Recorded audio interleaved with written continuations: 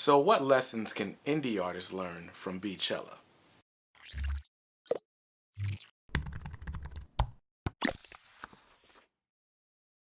What's up guys, Brandon here from KDMR Music, the channel that teaches you how to succeed in the music business. Now, if this is your first time here, we do videos once a week, sometimes twice a week, about music marketing, royalties, different strategy tips, and sometimes we break down strategies from major artists, just like we're doing in this video. So if you are new here and you're interested in that, then consider hitting that subscribe button.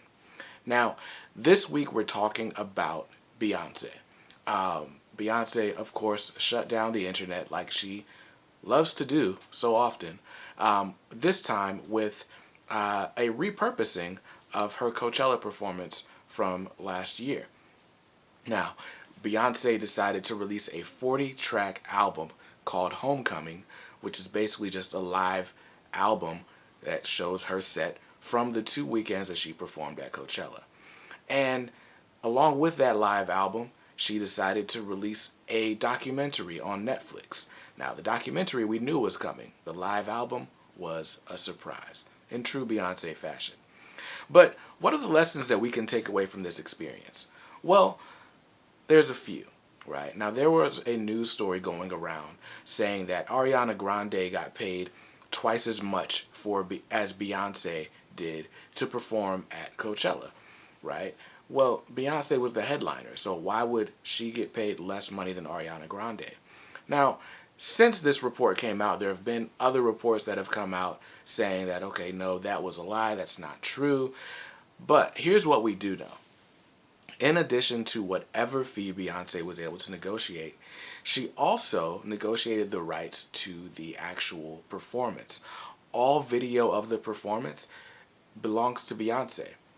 Typically, when there's a festival, the festival owners own that footage, but not for Beyonce's performance because she was able to negotiate that with her deal, right? So she owns the rights to the performance. She owns the rights to the audio of that performance, so she could make a live album, right? And without her permission, Coachella cannot make their own version of an album, right? So for example, I have an album, an LP of the Woodstock concert from I think, was it 75? Fact check me. But if, you know, those artists, they all signed their own normal agreements and Woodstock made those albums and the artists may not have gotten any money from those, right? Maybe the record labels did. But Beyonce has the rights to the exclusive live album, and so she released that live album, right? So the first lesson that you want to learn is ownership is important, and ownership is often more important and more lucrative than getting as much money as you can up front. So let's say, just for kicks and giggles, that Beyonce did only get $4 million for that performance. Well, she was able to turn that $4 million and the rights to her music and performance into a $60 million Netflix deal. That is unheard of.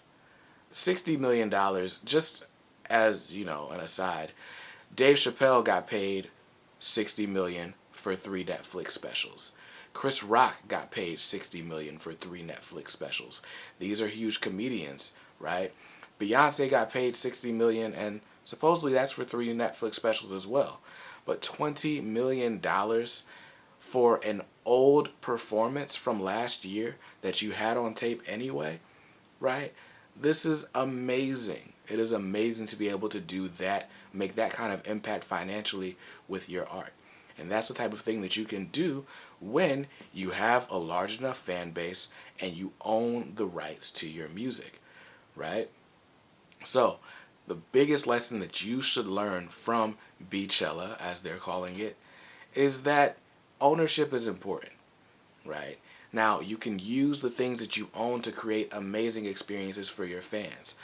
Everyone is heralding Beyonce's performance at Coachella as one of the greatest live performances of all time. Well, I would certainly love to see a documentary documenting all of the preparation, the training, everything that went into putting together a performance of that magnitude. And now it's there on Netflix for the world to stream and enjoy and consume. Now, not only did Beyonce get a deal with Netflix for this documentary, it has literally taken over my Netflix feed. I've not pressed play on it once, and every time I log into the Netflix app, it's the first thing I see. As I continue to scroll, it's there, right? Beyonce has the ultimate control of her image, right? If you want to learn about owning your image, owning every photo of yourself, and really dictating what happens with your image and your likeness, look no further than Beyonce. We all love to, kind of cherish Jay-Z for his business acumen, but ever since Beyonce split from her dad, she's been making really, really, really smart business moves herself. So, ownership is super important. When you own the rights to your music, to your image, to your likeness, then you can create more and more opportunities without doing a bunch more work.